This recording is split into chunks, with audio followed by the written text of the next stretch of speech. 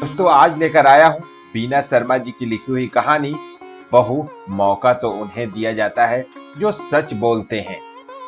श्यामली अपनी सास निर्मला को खाना खिलाकर उनके बर्तन उठाने ही वाली थी कि तभी उसके बेटे अरुण ने अपने मोबाइल से अचानक अपनी मम्मी और दादी की फोटो खींच ली। बेटे को फोटो खींचते देखकर श्यामली थोड़े गुस्से में बोली, तुमने मेरी फोटो क्यों ली? सुबह से काम करते करते मेरा चेहरा कितना खराब हो गया है। मैंने कोई श्रृंगार किया है ना ढंग के कपड़े पहने। कोई मेरी फोटो देखेगा तो क्या कहेगा कि तुम्हारी मम्मी बिल्कुल भी सुंदर नहीं है, डिलीट कर दो इसे। यह सुनकर अरुण मुस्कुराते हुए बोला, मम्मी जी आपकी फोटो बहुत सुंदर आई है। सच कहूँ तो आप इतनी खूबसूरत हैं कि आपको श्रृंगार की जरूरत ही नहीं है। आपकी सेवा, मेहनत और त्याग की भावना जैसे बहुमूल्य आभूषण ने आपके सौंदर्य को और भी निखार दिया है। आज के जमाने में कौन है जो निस्वार्थ भाव से अपने परिजनों की सेवा करता है। अब तो बहू सास के पास 2 घड़ी बैठने की बजाय पूरा दिन मोबाइल चलाने में और आराम करने में व्यस्त रहती हैं। मम्मी आप ऐसे ही रहना, कभी बदलना मत। आप जब दादी की सेवा करती हैं, हमें अच्छी अच्छी कहानियां सुनाकर पढ़ने के लिए प्रेरित करती हैं, तब मन को बड़ा सुकून मिलता है। बेटे की बात सुनकर श्यामली की भर आई थी। वह अपनी सास का बहुत आदर और सम्मान करती थी। जब से उसकी शादी हुई थी उसकी सास उसके पास ही रहती थी। परंतु कुछ समय पहले जब उसके देवर अनुज की शादी अनीता से हुई, तब शादी के कुछ समय बाद ही शहर में नौकरी करने के कारण अनुज अनीता को लेकर अलग मकान में रहने लगा था। उस वक्त अनीता अपनी सास निर्मला को यह कहकर अपने साथ ले गई थी कि आप मेरे साथ चलो, मैं वहां पर आपकी बहुत सेवा करूंगी। तब अनीता की प्यार भरी बातों में आकर उसकी सास अनीता के साथ उनके घर में रहने चली गई थी। वहां जाने के बाद उसकी सास को एहसास हुआ उसने छोटी बहू के पास आकर बहुत बड़ी गलती कर दी, क्योंकि अनीता 10 बजे से पहले सोकर नहीं उठती थी। तब यह सोचकर कि कहीं बेटा भूखा ही ऑफिस न चला जाए, जल्दी से घर में सफाई करके उसकी सास रसोई में खाना बनाने में जुट जाती थी। शाम के समय जब खाना बनाने का वक्त होता, तब वह बीमारी का बहाना लेकर खाना बनाने से इनकार कर देती थी। तब बहू की चालाकी से अनजान मजबूरी में वह शाम का खाना भी बना देती थी। एक दिन उसकी सास जब शाम के समय खाना बना रही थी, तभी अनीता के मम्मी पापा उससे मिलने आ गए थे।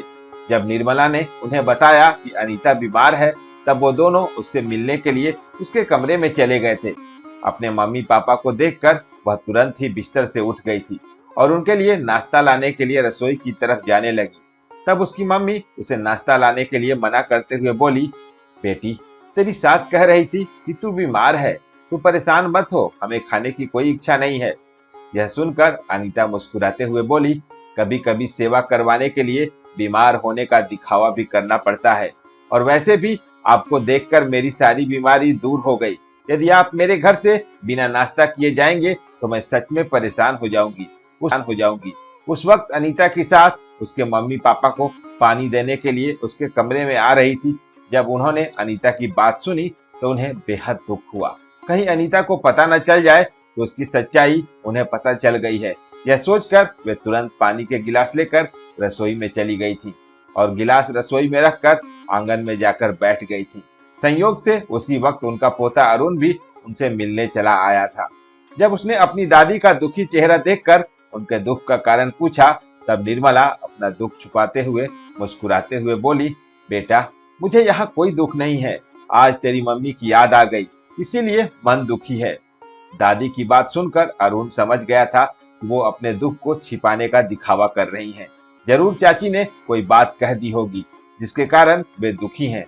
उनके दुख का कारण जानकर वह उन्हें और दुखी नहीं करना चाहता था, इसीलिए उनसे प्यार से बोला, बड़ी माँ मैं अभी आपके दुख को जल्दी से अपने कपड़े लेकर मेरे साथ चलो। अरुण की बात सुनकर जब निर्मला अपने कपड़े लेकर अरुण के साथ चलने लगी, तब अनीता उनसे बोली, मम्मी जी मैं तो सोच रही थी कि ठीक होने के बाद मैं आपकी सेवा करूंगी, परंतु आप तो यहाँ से जा रही हैं। प्लीज कुछ दिन और रुककर मुझे अपनी सेवा का मौका दीजिए। बहू मौका तो उन्हें दिया जाता है जो सच बोलते हैं, जो स्वस्थ रहकर भी बीमार होने का दिखावा करते हैं, उनसे दूर रहना ही बेहतर है। मुझे देखकर तू बीमार हो गई और मम्मी पापा को देखकर तेरी बीमारी दूर हो गई। बहू शर्म आती है मुझे तुम्हारी सोच पर। निर्मला ने उनकी बात सुनकर अनीता शर्मिंदा हो गई थी। वह दोनों हाथ जोड़कर उनसे माफी मांगते हुए बोली, मम्मी जी माफ कर दो मुझे, आगे से ऐसी गलती नहीं होगी। बहू, मैंने तुझे माफ कर दिया, परंतु दूध का जला छाछ भी फूक फूक कर पीता है, इसीलिए मैं तुझ पर विश्वास नहीं कर सकती। यदि तू सच में बीमार होती तो मुझे दुख नहीं होता, परंतु तुमने बीमार होने का दिखावा किया, यह मुझे अच्छा नहीं लगा, इसीलिए मैं बड़ी बहू के पास जा रही हूँ। आगे से मुझे बुलाने की कोशिश मत करना। सास की बात सुनकर अनीता खामोश हो गई थी। मम्मी जी फोटो खिंचवाते हुए किसकी याद में खो गई? जैसे ही अरुण ने कहा, श्यामली अतीत से बाहर आकर हंसते हुए सास के गले लगते हुए बोली, बस बस ज्यादा तारीफ मत करो मेरी, चलो हम दोनों की एक और अच्छी सी फोटो खींच। उम्मीद है दोस्तों बीना शर्मा जी की लिखी हुई ये कहानी आपको जरूर पसंद आई होगी। तो फिर मिलते हैं एक और नई कहानी के साथ, तब तक अपने दोस्त को दीजिए इजाजत। धन्यवाद।